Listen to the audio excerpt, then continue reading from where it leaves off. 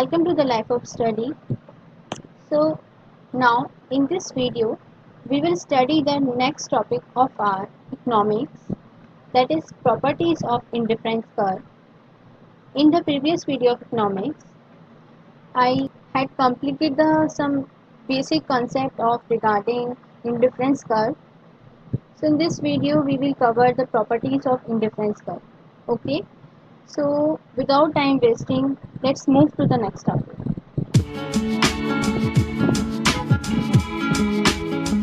Hey guys, here is the topic, that is properties of indifference curve. So indifference curve has some properties. So one by one we study its property. Okay. So the first property is icy slopes downward. Indifference curve का slope हमेशा downward direction में ही होता है. The slope of IC downward from left to right, यानी कि जो IC का जो कर्व बनता है, जो उसका स्लोप बनता है, वो हमेशा नीचे की तरफ ही जाता है, मीन्स लेफ्ट से राइट की तरफ ही जाता है. IC has a negative slope. इसका स्लोप नेगेटिव कहलाता है, यानी इसका स्लोप नेगेटिव बनता है. कैसे, वो हम एक ग्राफ की हेल्प से समझते हैं, राइट. ये स्लोप ये इम्प्लाइज करता है कि अगर कंज्यूमर को एक गुड्स को बढ़ाना है तो उसको दूसरे गुड्स को कम करना ही पड़ेगा, because of law of diminishing marginal utility. ये law of diminishing marginal utility मैंने अपनी प्रीवियस वीडियो में, इकोनॉमिक्स की प्रीवियस वीडियो में बता रखी है कि ये एग्जैक्टली में law of diminishing marginal utility क्या होती है. तो वो भी इसी में भी ये जो लॉ है वो अप्लाई करेगा. ओके. सो अगर हमें कोई भी किसी भी गुड्स को, अगर एक गुड्स को हमें बढ़ाना है, इंक्रीज़ करना है उसका कंजप्शन, तो हमें दूसरे गुड्स को कम करना ही पड़ेगा, because of law of diminishing margin utility, right. तो इसमें इस कर्व में क्या बोलता है कि इसका जो आईसी का जो स्लोप है वो डाउनवर्ड इस वजह से है, बिकॉज यहाँ पर देखिए आप, एक्चुअली यहाँ पर सब्सिट्यूट गुड्स लगते हैं, ये आपको पता है. सब्सिट्यूट गुड्स को मैं आपको एक बार क्लियर और करना चाहूँगी कि substitute goods tea and coffee ही नहीं होते हैं, और भी गुड्स होते हैं. तो यहाँ पर मैंने सेकेंड एग्जांपल लिया है पेप्सी और कोको कोला का, राइट. तो ये जो गुड एक्स है, ये हमारा पेप्सी है, और ये गुड वाई जो है वो हमारा कोको कोला है. क्लियर. ओके. सो आप देखिए एट पॉइंट ए पे क्या हो रहा है. कोको कोला हम कितनी बोतल परचेस कर रहे हैं, 5. और जो हमारी पेप्सी की बोतल है वो हम कितनी ले रहे हैं, 2. क्लियर. एट पॉइंट बी हमने क्या किया, कोको कोला का जो मीन्स परचेजिंग पावर थी, यानी हमने उसका कंजप्शन कम कर दिया, हम सीधा 3 पर आ गए. ठीक है. और मतलब हम 3 परचेज करने लगे उसकी बोतल, और हमने पेप्सी को बढ़ा दिया, यानी हमने 3 पर आ गए. सो क्या हुआ, moving from A to B, जो कंज्यूमर है उसने क्या किया, he has 3 Pepsi, one more than before. Means उसके पास पहले पेप्सी 2 थी, लेकिन अब जब उसने मीन्स कोको कोला का कंजप्शन कम किया, मीन्स उसने 2 जब कम की तो उसके पास 3 बोटल्स हुई, और उसने 1 बोतल पेप्सी की बढ़ा दी. क्लियर. यानी 2 से कितना हो गया, 3 हो गया, और यहाँ 5 से कितना हो गया, 3 हो गया एट पॉइंट बी. इसी तरीके से लास्ट 6 पॉइंट पे देखेंगे हम, तो क्या हुआ, कोको कोला हम 3 बोतल परचेज कर रहे थे, अब हम कितनी करने लगे, 1. ठीक है. अब जब 1 परचेज करने लगे तो हम क्या करेंगे, हमारा जो कोको कोला का जो कंजप्शन था, यानी जो हमने उसको परचेज करा, वो हमने 1 परचेज किया, हमने कम कर दिया बिल्कुल. ठीक है. कि केवल हमने 1 बोतल परचेज करी कोको कोला की, और उसी के साथ में क्या हुआ, हमने पेप्सी की बोतल का जो कंजप्शन था वो बढ़ा दिया, यानी उसको हमने ज़्यादा परचेज़ किया, तो हमने कितना परचेज़ किया, 5 बोतल पेप्सी की परचेज़ करी. तो क्या हुआ कि पहले जो हमारा कोको कोला का जो कंजप्शन था वो ज़्यादा हो रहा था, और पेप्सी का बिल्कुल कम हो रहा था, राइट. धीरे धीरे करके जो स्लोप हुआ वो लेफ़्ट से राइट की तरफ बढ़ने लगा, यानी ये लेफ़्ट है, और लेफ़्ट से ये क्या हुआ, धीरे धीरे करके ये राइट की तरफ बढ़ने लगा. तो इसी को बोलते हैं कि जो आईसी का जो स्लोप है, एक तो वो राइट की ओर बढ़ रहा है, लेफ़्ट से राइट. ठीक है. इसीलिए ये नेगेटिव स्लोप है, क्योंकि नेगेटिव रिलेशन इसमें क्यों है, बिकॉज एक गुड्स को बढ़ाएंगे हम तो दूसरे को कम करना पड़ेगा हमें. ठीक है. तो इस वजह से ये नेगेटिव स्लोप है, और ये डाउनवर्ड टू द ऑरिजिन है, from left to right. Clear. So ये होता है IC slopes downward from left to right and it has a negative slope. Clear है? तो ये है हमारी फर्स्ट प्रॉपर्टी आईसी की। ओके, सो हम नेक्स्ट की तरफ मूव करते हैं। Second property is IC is convex to the origin.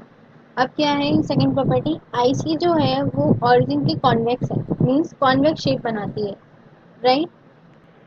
As we move along the IC from left to right, so the slope of IC tends to decline. Clear?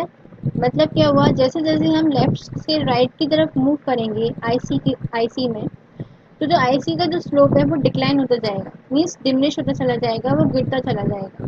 First point clear. Then second point is because the rate of at which the consumer substitutes one commodity for the other tends to decline. क्योंकि देखिए अगर जब भी consumer किसी भी rate पर अपनी एक कमोडिटी एक गुड को वो सब्स्टिट्यूट करेगा किसी दूसरे गुड्स के लिए, तो जो उसका रेट है वो डिक्लाइन हो जाएगा, ठीक है। और उसी रेट को बोलते हैं M R S, means marginal rate of substitution, ठीक है। तो यहाँ पे एम आर एस लगता है, एक रेट है जिसको बोलते हैं एम आर एस। इसी की वजह से जो आई सी है वो डिक्लाइन हो जाती है, ठीक है। जैसे ही हम आईसी को मूव करेंगे लेफ्ट से राइट, तो जो आईसी हो जाएगी वो डिक्लाइन हो जाएगी, ठीक है। सो ये है IC is convex to the origin. IC is convex to the origin because MRS tends to decline. Okay, अब बात करते हैं कि एमआरएस क्या होता है। एमआरएस एक टाइप का रेट है, okay. It is a rate at which the consumer is willing to substitute one goods for the other. Means consumer अपने एक गुड्स को सब्स्टिट्यूट करता है किसी दूसरे गुड्स के लिए, उस रेट को बोलते हैं M R S, marginal rate of substitution. Clear? And अभी बात करेंगे कि एम आर एस डिक्लाइन क्यों होता है। So why does M R S decline? Due to law of diminishing marginal utility M R S tends to decline. Law of diminishing marginal utility आपको पता है, ऐसा लॉ जैसे जैसे हम अपनी गुड्स की कंजप्शन को बढ़ाते जाएंगे, वैसे वैसे हमारा जो सेटिस्फेक्शन लेवल है वो मीन्स कम होता जाएगा, ठीक है। एग्जाम्पल लेते हैं law of diminishing margin utility का। Like you have a 10 rupees, okay. आपके पास 10 रुपीज़ हैं। अब उस 10 रुपीज़ में आपकी समझ लीजिए आपको पॉकेट मनी मिली है आपके पेरेंट्स से, राइट। डेली पॉकेट अलाउंस मिलता है। सो आपको आज 10 रुपीज़ मिले हैं अपने पेरेंट्स से। क्लियर? अब आप सोचेंगे कि आप मार्केट में गए, आपको मन कर रहा है कि आप गुलाब जामुन खाएंगे, राइट। एग्जाम्पल लिया है तो आप कोई भी एग्जाम्पल ले सकते हैं, मैंने गुलाब जामुन का एग्जाम्पल लिया है। सो आपने क्या किया, 5 रुपीज़ का आता है मानिए, ठीक है। वो मार्केट में अगर 5 रुपीज़ का आता है तो आपने एक परचेज़ किया, और आपने उसके साथ साथ आपने सोचा कि कुछ नमकीन भी हो जाए, ठीक है। तो आपने 5 रुपीज़ की एक पैकेट नमकीन का भी ले लिया, ओके। तो हुआ क्या, आपके 10 रुपीज़ उसमें क्या हुए, पूरे के पूरे खर्च हो गए, स्पेंड हो गए, ओके।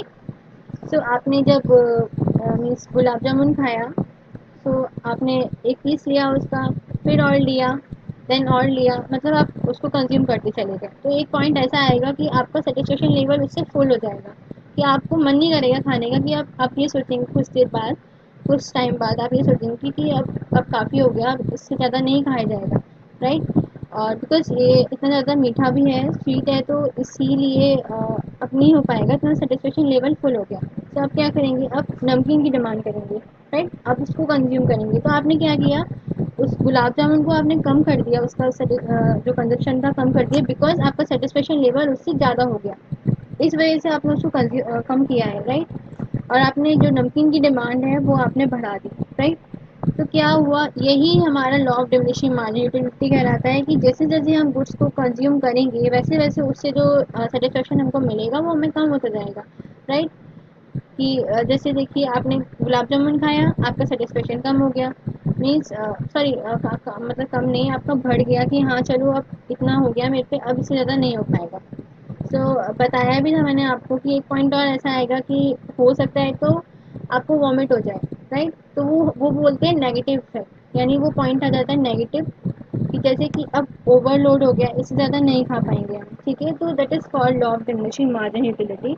इसी की वजह से जो एम आर एस है वो डिक्लाइन हो जाता है, मीन्स वो नीचे की तरफ गिरने लग जाता है, वो डिमिनिश होना शुरू हो जाता है। सो यही है I C is convex to the origin. इसी वजह से जो आई सी है वो ऑरिजिन के कॉन्वेक्स शेप बना लेती है।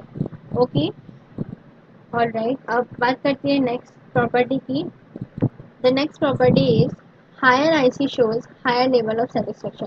जितनी ज़्यादा आईसी होंगी, जितनी ज़्यादा इंडिफरेंस कर्व होंगे, वो हमें ज़्यादा सेटिस्फेक्शन देंगे। कैसे? ये है इंडिफरेंस मैप का कर्व। ये मैंने आपको प्रीवियस वीडियो मीन्स कल मैंने आपको यही वाला ग्राफ दिखाया था इंडिफरेंस कर्व का, और यही है higher level of IC gives higher satisfaction. यानी जितनी ज़्यादा आईसी होंगी वो उतनी ज़्यादा हमें सेटिस्फेक्शन देंगी। आईसी नंबर 1 पे हमें थोड़ा सेटिस्फेक्शन मिलेगा, आईसी 2 पे चले गए थोड़ा सा सेटिस्फेक्शन हमारा बढ़ गया, आईसी 3 पे चले गए हमारा सेटिस्फेक्शन और बढ़ गया, आईसी 4 पे हमारा सेटिस्फेक्शन हमें पूरा मिल गया। ओके, सो इंडिफरेंस मैप की डेफिनेशन क्या बोलेंगे आप? A set of IC, a set of drawn in the graph, it is called indifference map. Okay, means a set of IC draw in the graph is called indifference map. यानी कि हमने क्या किया, काफ़ी सारी आईसी ड्रॉ कर ली graph पर, तो ये क्या बना, हमें एक तरीके से मैप मिल गया। किसका मैप? इंडिफरेंस मैप का। ओके, सो यही है कि higher IC give higher satisfaction. जितनी ज़्यादा आईसी होंगी उतना ही हमें सेटिस्फेक्शन उससे हमें मिलेगा। यानी जो आईसी नंबर 4 है वो हमें ज़्यादा सेटिस्फेक्शन दे रही है, बिकॉज ये आईसी 1 से आईसी 4 पे जाना, तो इसका मतलब हमें सेटिस्फेक्शन और से मिलेगा। Clear? The next property is IC don't touch और intersect to each other. Means IC कभी भी एक दूसरे को इंटरसेक्ट और टच नहीं करती हैं। सो यहाँ पर टू आईसी है, IC number 1 and IC number 2। आप इसे कंसिडर कीजिए कि जो आईसी नंबर 1 है उस पे ए और बी पॉइंट है। ठीक है, एक ही सेम आईसी पर, आईसी नंबर 1 पर ए और बी पॉइंट है। और अगर हम बात करें आईसी नंबर 2 की, तो उस पर भी दो पॉइंट हैं, that is A point and second is C point. Clear? तो देखिए कि यहाँ पर आईसी नंबर 1 पे अगर हम बात करें ए और बी पॉइंट की, ये दोनों एक दूसरे के इक्वल हैं बिकॉज ये सेम आईसी पर है। और आईसी नंबर 2 पर ए और सी एक दूसरे के इक्वल हैं क्योंकि ये आईसी नंबर 2 पर है, सेम आईसी पर है।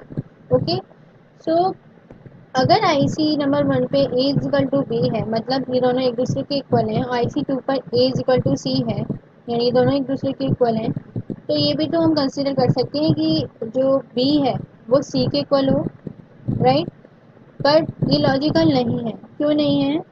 क्योंकि देखिए, आईसी नंबर 1 पे ए क्या है? बी के बराबर है, और आईसी नंबर 2 पे ए क्या है? सी के बराबर है। ओके, सो हम ये भी बोल सकते हैं कि अगर हम ए से ए को कट कर दें तो हमें क्या मिलेगा? B is equal to C. But it is not logical because at C पर जो गुड एक्स का कंजप्शन हो रहा है वो बी पॉइंट से ज़्यादा है। देखिए, ये सी पॉइंट है, इस पर जो गुड एक्स का जो कंजप्शन हो रहा है वो ज़्यादा हो रहा है। ठीक है, इन टर्म्स ऑफ बी, यानी बी पर कम हो रहा है और सी पॉइंट पे ज़्यादा हो रहा है कंजप्शन। किसका? गुड एक्स का। मीन्स गुड एक्स क्या माना था हमने? पेप्सी का। ओके, लेकिन हम बात करें गुड वाई की, यानी कि कोको कोला की, सो जो पॉइंट मीन्स बी और सी पर जो पॉइंट है, बी और सी पॉइंट जो है वहाँ पर गुड वाई का कंजप्शन इक्वल हो रहा है, यानी सेम हो रहा है। ठीक है, यानी बी पर भी सेम है और सी पर भी सेम है। किसका? कोको कोला का कंजप्शन। बट अगर हम बात करें पेप्सी की, तो यहाँ पर बी पर कंजप्शन इसका कम हो रहा है, ठीक है, और सी पर ज़्यादा हो रहा है। इसी वजह से ये दोनों एक दूसरे से इंटरसेक्ट नहीं करेंगे।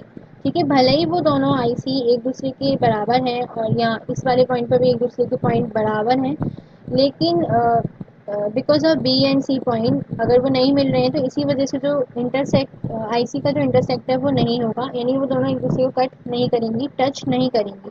ओके, सो यही कारण है कि आईसी एक दूसरे से टच नहीं करती हैं और बोल सकते हैं कि वो इंटरसेक्ट नहीं करती हैं। Okay, so the fifth property is IC doesn't touch X axis और Y axis. IC X axis और वाई एक्सिस को भी टच नहीं करती हैं। कैसे?